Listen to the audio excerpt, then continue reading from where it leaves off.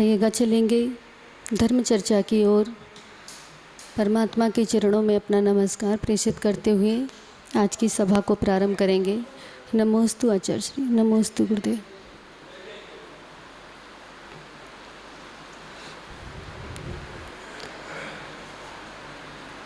ओम नमो अरिहंताणं,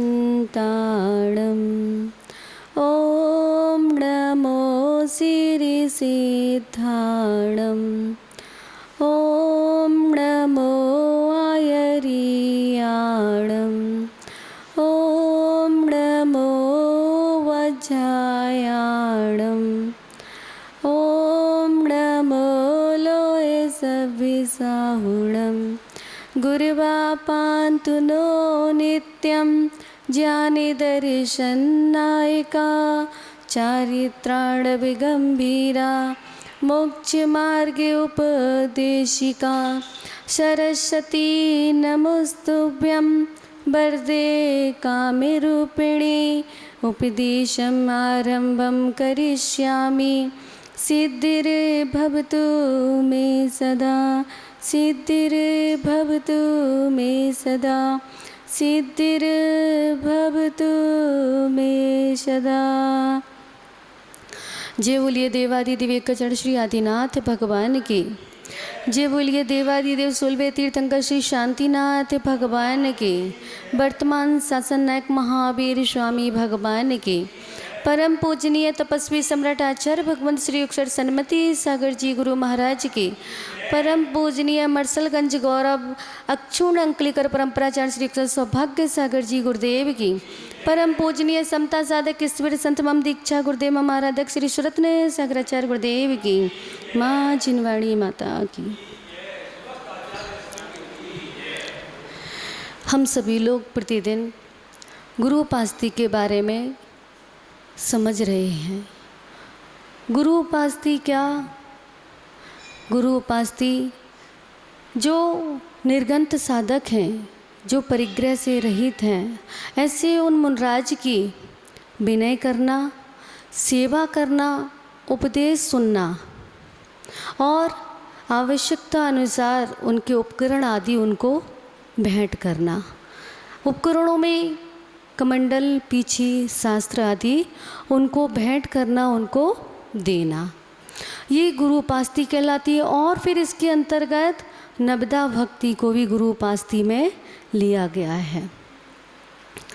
तो आचार्य भगवंत कहते हैं कि जो मनुष्य या जो व्यक्ति या जो धर्मात्मा मुनिराजों की सेवा नहीं करते हैं और उनका धर्म उपदेश श्रवण नहीं करते हैं और उनके आहार दान आदि में नवदा भक्ति पूर्वक नहीं करते हैं, तो ऐसे वह महानुभाव अज्ञानी की कोटि में आते हैं। उनको अज्ञानी कहा आचार्य भगवंत ने। और क्या कहा आचार्य भगवंत? पद्मनंदी जी महाराज पंचविंशति ग्रंथ में कहते हैं कि ज्ञान की प्राप्ति गुरु के प्रसाद से ही होती है। ज्ञान की प्राप्ति गुरु के प्रसाद से होती है, अर्थात गुरु की सेवा करने से, उनकी विनय आदि करने से और धर्म उपदेश श्रवण करने से, स्वाध्याय आदि में बैठ कर के उस स्वाध्याय को सुनने से ज्ञान की प्राप्ति होती है। अगर हम गुरु का विनय प्रस्तुत नहीं करेंगे गुरु के लिए और गुरु का आदर सम्मान नहीं करेंगे, जैसे कि सभा चलती है ना, प्रवचन सभा हो या स्वाध्याय सभा हो, तो अक्सर महानुभाव क्या करते हैं? हाँ, उन्हें पता चल रहा है, कानों तक आवाज़ पहुंच रही है कि प्रवचन शुरू हो गए हैं, स्वाध्याय शुरू हो गया है, परंतु दर्शन करके वहीं से साइड से रास्ता लेकर के निकल जाएंगे। तो ये क्या है? ये विनय करना नहीं हुआ, ये अविनय करना हुआ। तो जब आप निर्गंत साधकों की आप विनय प्रस्तुत करेंगे, आप विनय करेंगे, उनकी सेवा आदि नहीं करेंगे, नवदा भक्ति पूर्वक आहार आदि नहीं देंगे, तो आपको ज्ञान की प्राप्ति कहाँ से होगी? क्योंकि आपने निर्गंत साधकों की जो तीर्थंकर परमात्मा की मुद्रा है, उस मुद्रा को लिए हुए आपके नगर में जो मुनिराज आए हैं, आप उनकी सेवा आदि नहीं कर रहे हैं, उनकी अविनय कर रहे हैं, तो आपको 3 काल में भी ज्ञान की प्राप्ति हो नहीं सकती है। आचार्य भगवंत कहते हैं कि जिन्होंने गुरु के समीप में बैठकर ना तो शास्त्र को स्वाध्याय को सुना और ना उस शास्त्र स्वाध्याय को सुनकर के हृदय में धारण किया, तो उनका जीवन तो मानो अंधकार के समान है। सूर्य निकल रहा है, परंतु आप अगर कमरे से बाहर नहीं निकल रहे तो सूर्य के प्रकाश का कोई महत्व नहीं है। कान मिले हैं, किसके लिए मिले हैं? जिन धर्म को सुनने के लिए मिले हैं, गुरु उपदेश को सुनने के लिए मिले हैं और स्वाध्याय आदि को सुनने के लिए मिले हैं। और अगर आपने उन कर्ण इंद्रिय के माध्यम से गुरु का उपदेश नहीं सुना, तो उन कानों का होना ना होना एक बराबर है। प्रभु का भजन उन कानों से नहीं सुना, तो उन कानों का क्या उपयोग हुआ? हम सभी लोग इधर उधर की चर्चाओं को तो बहुत अच्छे से चाव से सुनते हैं, बिना मतलब की बातों को तो बहुत अच्छे से सुनते हैं। पूरा कर्ण इंद्रिय का उपयोग किस में लगाते हैं? राग की कषायों की बातों को सुनने में लगा देते हैं। परंतु जो सद्गुरु हमारे बीच में करुणा की दृष्टि को रख कर के हमें धर्म उपदेश दे रहे हैं, जिन उपदेश दे रहे हैं, द्वादशांग माँ जिनवाणी माता का रस स्वादन करा रहे हैं, वह हम सुनने को तैयार नहीं हैं। और उस स्वाध्याय को सुनकर के अपने हृदय में धारण करने को तैयार नहीं है, तो कानों का और हृदय का मन का होना तो व्यर्थ ही है। और अगर हम शास्त्र स्वाध्याय गुरु की वाणी को सुन लेते हैं तो हमारे जीवन में मंगल होना निश्चित ही है।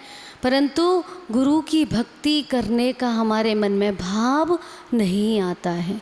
गुरु की भक्ति करनी है तो कैसी करो? चंद्रगुप्त स्वामी जी जैसी करो। उन्होंने अपने गुरु की भक्ति, आचार्य भगवंत भद्रबाहु स्वामी जी की भक्ति, कितनी भक्ति की कि जो गुरु ने कहा या नहीं भी कहा तो उनके भाव को समझ करके गुरु के चरणों में समर्पित हो गए। समाधि भावना बहुत एक प्रचलित है आचार्य विभव सागर जी महाराज के द्वारा। उसमें भी बहुत सुंदर पंक्तियाँ दी हैं कि भद्र बाहु सम गुरु हमारे, हमें भद्रता दो, रत्नत्रय संयम की सुचिता हृदय सरलता दो, चंद्रगुप्त सी गुरु सेवा का भाव हृदय भर दो, मेरा अंतिम मरण समाधि तेरी छत्र छाया भगवान मेरे सर पर हो। अगर इन गुरुओं की छत्र छाया रहेगी तो आप कहीं भी चले जाना, आपका जीवन सुखमय रहेगा, मंगलमय रहेगा। परंतु अगर गुरु की भक्ति नहीं की तो बंधुओं, आज इस समय में आपका जीवन बिल्कुल बेकार है। परमात्मा तो हमारे सामने साक्षात नहीं है, उनका जिनबिंब है, और हम उनके गुणों की आराधना करते हैं तो हमारा जीवन मंगलमय होता है। परंतु परमात्मा के ही लघुनंदन कहे जाने वाले चैतन्य परमात्मा, जो आगे जाकर के भविष्य में जाकर के सिद्ध अवस्थ बनेंगे, ऐसे वो भगवान, ऐसे वो परमात्मा के स्वरूप, उनके लघुनंदन ये मुनिराज हमारे बीच में हैं। तो हमें इनका मार्गदर्शक, इनके द्वारा कहा गया वह द्वादशांग जिनवाणी माँ का सूत्र और वह है जिनवाणी माँ का स्वाध्याय, वो हमें निश्चित ही सुनना चाहिए। परंतु नहीं सुनना, काहे को सुनना? सुनने के लिए कान क्यों दिए हैं? मात्र राग की बातों को सुनने के लिए दिए हैं, कसायों की बातों को सुनने के लिए दिए हैं, द्वेष की बातों को सुनने के लिए दिए हैं, और 5 पापों को निरंतर सुनने के लिए दिए हैं। ऐसा है क्या? कहीं भी किसी भी ग्रंथ में अगर ऐसा कहा हो तो आप बता दीजिए। हर एक ग्रंथ में, हर एक गुरुओं के माध्यम से मात्र यही कहा गया है कि सदगुरु की चरण सन्निधि में बैठ कर के धर्म को श्रवण करो और अपने जीवन को मंगलमय करो। परंतु नहीं, अज्ञानतावश बस परिभ्रमण कर रहे हैं, बेकार की बातों को श्रवण कर रहे हैं। अगर कहीं पे विरोधाभास की बात चल रही हो ना तो बहुत अच्छे से बैठ के सुनेंगे, घंटों बिता देंगे उसमें। परंतु अच्छी बातें, धर्म की बातों को श्रवण करने के लिए हमारे पास रंच मात्र भी समय नहीं है। आप तो इतने पुण्यशाली हैं, सौभाग्यशाली हैं कि सौभाग्य सागर जी गुरु महाराज जैसे तपस्वी संत आपके नगर में आए हैं। आपका ये सौभाग्य है। वैसे तो जाना पूजा आचार्य श्री के साथ में आहारचर्या में कभी मिलता नहीं है। उस दिन पता नहीं कैसा योग बना कि भाव हो गया कि आज तो दादा गुरु के साथ में आहारचर्या संपन्न करेंगे। तो आचार्य श्री का पड़गान सर्वप्रथम हो गया, वो तो निकल गए। अब बाद में जब मेरा नंबर आया, अब मैं देख रही तो अचानक से भाव बन गया कि नहीं, आज तो आहारचर्या दादा गुरु के साथ में ही करनी है, कुछ भी हो जाए। तो देखा नहीं, बस ये इशारे से पूछा कि किस चौके में गए हैं। यही समझ लीजिए कि मेरा उस दिन का नियम यही था कि जहाँ पर आचार्य गुरुदेव दादा गुरु हमारे आहारचर्या के लिए गए हैं तो उसी चौके में जाएंगे। तो पूछ लिया पवन जी, जैसे सभी भाई लोग खड़े रहते हैं, तो बताया कि इस चौके में गए हैं। संयोग से वो महानुभाव खड़े भी थे। वैसे ये होता है अक्सर कि आचार्य श्री का पड़गान हुआ और चौके वाले पूरी तरह से सब पीछे पीछे निकल जाते हैं। उस दिन मेरा पुण्य था, तो जो मेरा भाव हुआ तो मेरे पुण्य ने भी मेरा साथ दिया। तो वहाँ चौके के 2 व्यक्ति खड़े थे, तो पड़गान करके वो ले गए। जा कर के देखा आचार्य भगवंत की पूजन आराधना हो रही थी।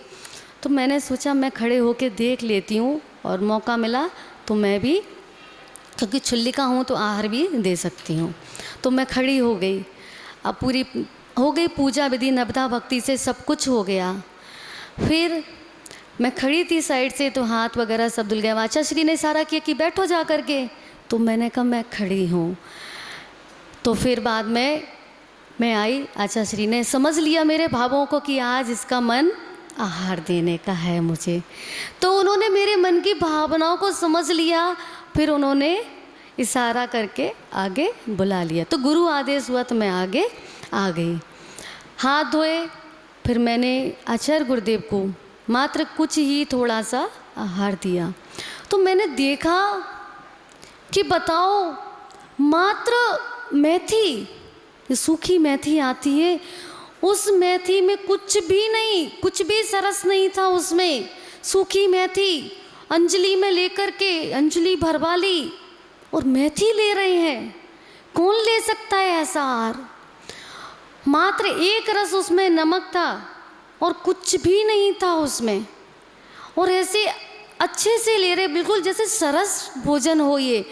तो मैंने सोचा अहो भाग्य मेरे कि मैं जिनकी चरण सन्निधि में रह रही हूँ, मेरे तो जीवन सफल हो गया कि मात्र 2 अंजलि 3 अंजलि आहार अल्पाहार ले रहे हैं, उसमें भी मेथी दाना, और कुछ ग्रहण नहीं कर रहे हैं।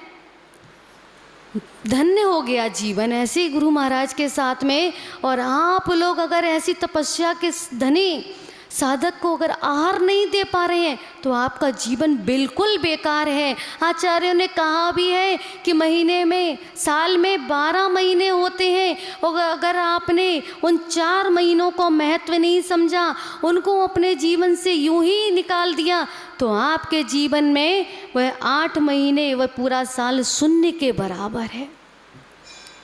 अगर आपने उन 12 महीने में से 4 महीने निर्गंत साधकों की साधना में सहयोगी नहीं बन पाए, नवदा भक्ति पूर्वक उनको आहार दान आदि नहीं दे पाए, तो आपका जीवन जैन होने के बाद भी अन्य लोगों की भांति हो गया। इतने तपस्या के धनी आप देखना, मतलब हम सभी लोग जब आहार के बाद आते हैं ना, जिस दिन पाड़ना भी उपवास होता है, आकर के देखना बहुत से लोग देखते हैं गुरु महाराज पाटे पे खड़े होकर खड़गासन में घंटों ध्यान करते हैं सामायिक के माध्यम से। अगर मुझे बोल दिया जाए ना, कभी प्रायश्चित में दे दिया जाए कि माता जी आज आपको खड़े होकर के सामायिक करनी है, तो मैं तो शायद 5-10 मिनट के बाद ही चलायमान हो जाऊं। सच कह रहे हैं। और उनकी स्थिति, एक आहार एक उपवास भी कर रहे हैं और घंटों आसन लगाकर बैठे रहते हैं, मानो जैसे खड़गासन और पद्मासन प्रतिमा यहाँ पर विराजमान हो। और फिर भी आप लोगों को समझ में नहीं आ रहा है। वही बात है ना कि फ्री में वस्तु मिल जाए ना तो उसका मूल्य कोई नहीं समझता। आपको आसानी से मिल गया।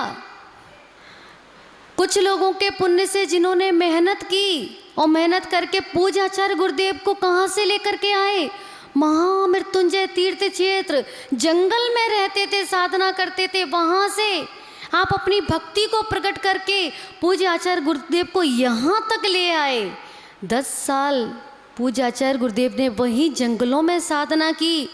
जैसे आपके नगर में अल्पाहार कर रहे हैं ना, वैसे ही अल्पाहार कहाँ पर करते थे, तीर्थ क्षेत्र पर करते थे। और आचार्य श्री का एक और बात आपको बता दें, आचार्य श्री ने आज तक का उल्लेख है कि जो द्रव्य आहार दान के लिए श्रावक के माध्यम से आया मात्र उसी को ग्रहण किया है। मंदिर निर्माण के माध्यम से जो भी द्रव्य आया कभी उससे आहार ग्रहण नहीं किया।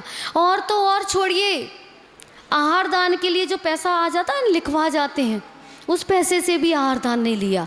जो द्रव्य श्रावक लेकर के आया है, उसने जो भी भेज दिया, सब्जी जो भी आहार दान के लिए, उसी द्रव्य को ग्रहण किया। कभी उन्होंने जो पैसे रसीद आदि में कटे हैं उस द्रव्य से कभी आहार ग्रहण नहीं किया। ऐसी साधना है आचार्य श्री की। और फिर भी हम लोग समय का एक उदाहरण दे देते हैं, समय नहीं है, समय नहीं है। अरे व्यवसाय तो जीवन पर्यंत करने हैं। व्यवसाय तो जरा ध्यान से सुनेंगे महानुभाव, व्यवसाय तो जीवन पर्यंत करने हैं और करते रहेंगे और अनादि से करते आए हैं। परंतु उस व्यवसाय में से निर्गंत साधकों की साधना में सहयोगी बनने के लिए, नवदा भक्ति पूर्वक उनको आहार दान आदि देने के लिए अगर आपने समय निकाल लिया तो आपका पूरा जीवन मंगलमय हो गया। जो जीवन आपको मिला उसका सार आपको प्राप्त हो गया।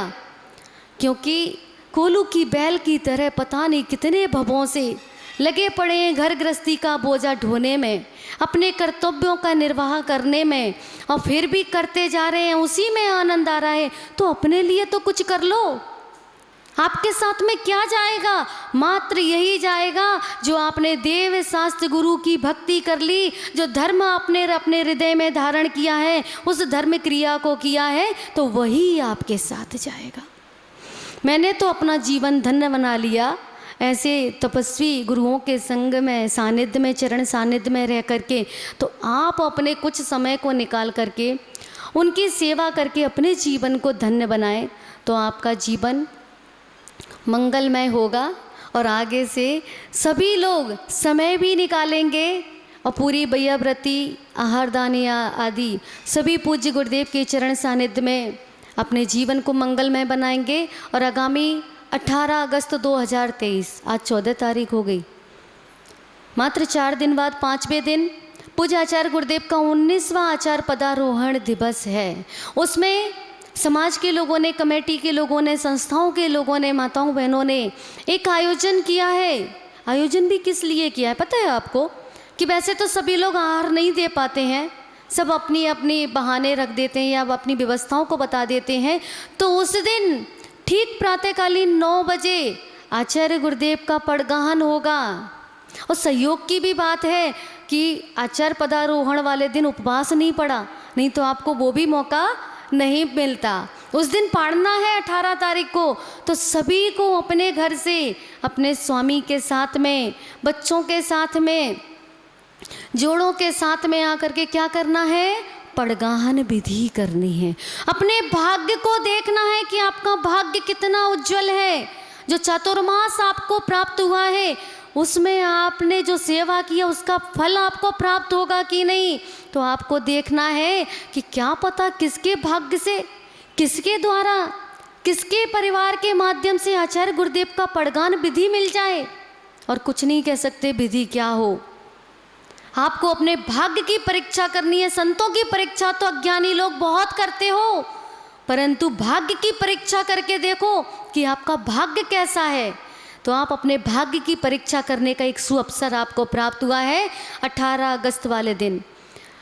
कल पाठशाला की भाभी लोग आ रही थी, बोल रही थी कि माता जी मात्र जोड़ा ही पड़गान कर सकता है। मैंने कहा ऐसा कुछ नहीं है कि जोड़ों को तो आना ही है, बच्चों को भी आना है, बच्चियों को भी आना है, बहन भाई को आना है, देवरानी जिठानी को आना है, बहू सासू को आना है, भाई भाई को आना है, मित्रों को भी आना है और शत्रुओं को भी आना है। जो अगर अपने मन में ऐसे भाव बना करके बैठे हैं कि नहीं, हम इन संतों से जुड़े हुए नहीं हैं, हम जिन महाराज से जुड़े हुए हैं उन्हीं का पड़गान करेंगे, उन्हीं की सेवा करेंगे, तो उनके लिए भी आमंत्रण है कि वो भी आए, अपने मन की कलुषता को निकाल करके और अपने गुरु को इन गुरु में देख करके आए और पड़गान विधि करें और आहार दान दे करके अपने जीवन को मंगलमय बनाए। इसी के साथ अपने शब्दों को यही विराम देती हूँ। जय बोलिए परम पूजनीय परम प्राचार्य श्री सौभाग्य सागर जी गुरुदेव की नमो। आती है उस मेथी में कुछ भी नहीं, कुछ भी सरस नहीं था उसमें, सूखी मेथी अंजलि में लेकर के अंजलि भरवा ली और मेथी ले रहे हैं। कौन ले सकता है ऐसा आहार? मात्र एक रस उसमें नमक था और कुछ भी नहीं था उसमें, और ऐसे अच्छे से ले रहे, बिल्कुल जैसे सरस भोजन हो ये। तो मैंने सोचा अहो भाग्य मेरे कि मैं जिनकी चरण सन्निधि में रह रही हूँ, मेरे तो जीवन सफल हो गया कि मात्र 2 अंजलि 3 अंजलि आहार अल्पाहार ले रहे हैं, उसमें भी मेथी दाना और कुछ ग्रहण नहीं कर रहे हैं। धन्य हो गया जीवन ऐसे गुरु महाराज के साथ में। और आप लोग अगर ऐसी तपस्या के धनी साधक को अगर आहार नहीं दे पा रहे हैं तो आपका जीवन बिल्कुल बेकार है। आचार्यों ने कहा भी है कि महीने में, साल में 12 महीने होते हैं, और अगर आपने उन 4 महीनों को महत्व नहीं समझा, उनको अपने जीवन से यूं ही निकाल दिया, तो आपके जीवन में वह 8 महीने, वह पूरा साल शून्य के बराबर है। अगर आपने उन 12 महीने में से 4 महीने निर्गंत साधकों की साधना में सहयोगी नहीं बन पाए, नवदा भक्ति पूर्वक उनको आहार दान आदि नहीं दे पाए, तो आपका जीवन जैन होने के बाद भी अन्य लोगों की भांति हो गया।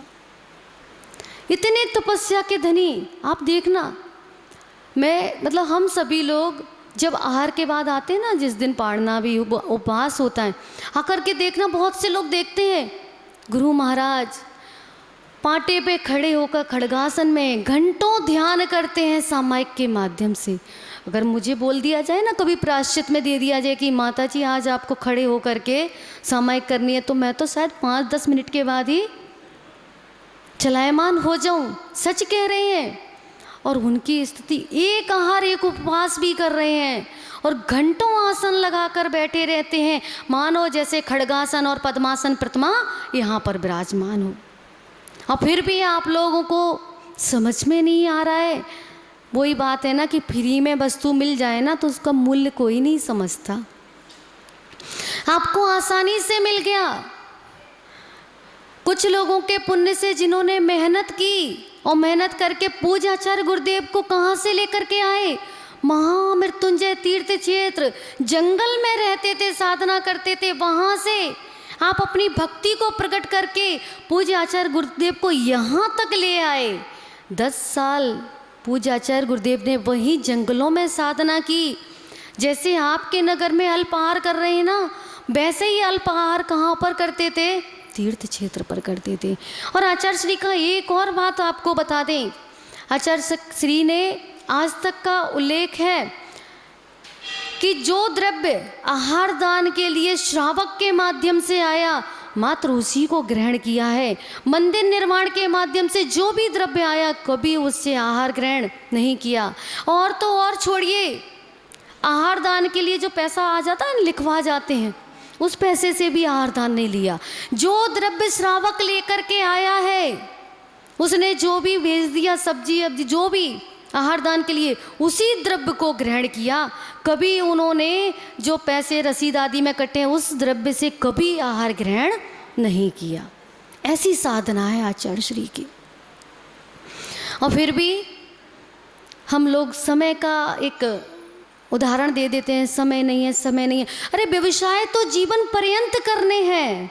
व्यवसाय तो, जरा ध्यान से सुनेंगे महानुभाव, व्यवसाय तो जीवन पर्यंत करने हैं और करते रहेंगे और अनादि से करते आए हैं, परंतु उस व्यवसाय में से निर्गंत साधकों की साधना में सहयोगी बनने के लिए, नवदा भक्ति पूर्वक उनको आहार दान आदि देने के लिए अगर आपने समय निकाल लिया तो आपका पूरा जीवन मंगलमय हो गया। जो जीवन आपको मिला उसका सार आपको प्राप्त हो गया। क्योंकि कोलू की बैल की तरह पता नहीं कितने भवों से लगे पड़े हैं घर गृहस्थी का बोझा ढोने में, अपने कर्तव्यों का निर्वाह करने में, और फिर भी करते जा रहे हैं, उसी में आनंद आ रहा है। तो अपने लिए तो कुछ कर लो। आपके साथ में क्या जाएगा? मात्र यही जाएगा जो आपने देव शास्त्र गुरु की भक्ति कर ली, जो धर्म आपने अपने हृदय में धारण किया है, उस धर्म क्रिया को किया है, तो वही आपके साथ जाएगा। मैंने तो अपना जीवन धन्य बना लिया ऐसे तपस्वी गुरुओं के संग में, सानिध्य में, चरण सानिध्य में रह करके। तो आप अपने कुछ समय को निकाल करके उनकी सेवा करके अपने जीवन को धन्य बनाएं, तो आपका जीवन मंगलमय होगा। और आगे से सभी लोग समय भी निकालेंगे और पूरी बैयाव्रती, आहारदानी आदि सभी पूज्य गुरुदेव के चरण सानिध्य में अपने जीवन को मंगलमय बनाएंगे। और आगामी 18 अगस्त 2023, आज 14 तारीख हो गई, मात्र 4 दिन बाद 5वें दिन पूज्य आचार्य गुरुदेव का 19वां आचार्य पदारोहण दिवस है। उसमें समाज के लोगों ने, कमेटी के लोगों ने, संस्थाओं के लोगों ने, माताओं बहनों ने एक आयोजन किया है। आयोजन भी किस लिए किया है पता है आपको? कि वैसे तो सभी लोग आहार नहीं दे पाते हैं, सब अपनी अपनी बहाने रख देते हैं या अपनी व्यवस्थाओं को बता देते हैं। तो उस दिन ठीक प्रातःकालीन 9 बजे आचार्य गुरुदेव का पड़गाहन होगा। और सहयोग की भी बात है कि आचार्य पदारोहण वाले दिन उपवास नहीं पड़ा, नहीं तो आपको वो भी मौका नहीं मिलता। उस दिन पढ़ना है 18 तारीख को। तो सभी को अपने घर से, अपने स्वामी के साथ में, बच्चों के साथ में, जोड़ों के साथ में आकर के क्या करना है? पड़गाहन विधि करनी है। अपने भाग्य को देखना है कि आपका भाग्य कितना उज्जवल है। जो चातुर्मास आपको प्राप्त हुआ है उसमें आपने जो सेवा किया उसका फल आपको प्राप्त होगा कि नहीं। तो आपको देखना है कि क्या पता किसके भाग्य से, किसके द्वारा, किसके परिवार के माध्यम से आचार्य गुरुदेव का पड़गान विधि मिल जाए। और कुछ नहीं कह सकते विधि क्या हो। आपको अपने भाग्य की परीक्षा करनी है। संतों की परीक्षा तो अज्ञानी लोग बहुत करते हो, परंतु भाग्य की परीक्षा करके देखो कि आपका भाग्य कैसा है। तो आप अपने भाग्य की परीक्षा करने का एक सुअवसर आपको प्राप्त हुआ है 18 अगस्त वाले दिन। कल पाठशाला की भाभी लोग आ रही थी, बोल रही थी कि माता जी मात्र जोड़ा ही पड़गान कर सकता है। मैंने कहा ऐसा कुछ नहीं है कि जोड़ों को तो आना ही है, बच्चों को भी आना है, बच्चियों को भी आना है, बहन भाई को आना है, देवरानी जिठानी को आना है, बहू सासू को आना है, भाई भाई को आना है, मित्रों को भी आना है और शत्रुओं को भी आना है।